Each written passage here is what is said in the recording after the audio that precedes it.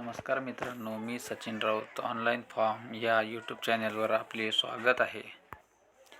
उद्या म्हणजेच 1 जुलै 2024 पासून मुख्यमंत्री माझी लाडकी बहीण योजना या योजनेचे ऑनलाईन फॉर्म सुरू होणार आहेत मित्रांनो.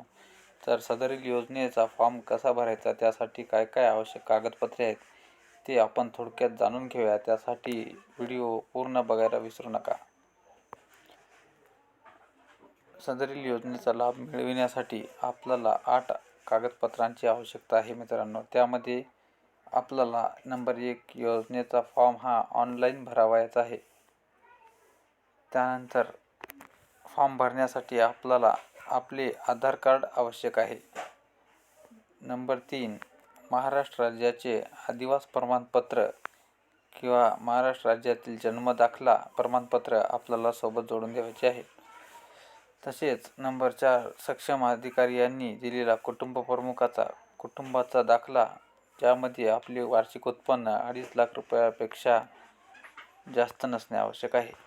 नंबर 5 ज्या महिला या योजनेसाठी अर्ज करत आहेत त्यांच्या स्वतःच्या नावाचे बँक पासबुक व त्याच्या पहिल्या पानाची प्रतची आवश्यकता आहे.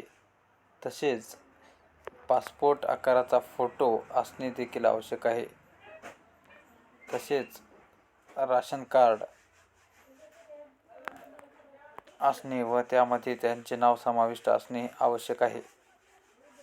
व शेवटची अट आहे सदर योजनेच्या अटी व शर्तीचे पालन करण्याबाबतचे हमीपत्र. तर सदरील हमीपत्र हे ऑनलाईन फॉर्म भरताना सादर करावयाचे आहे.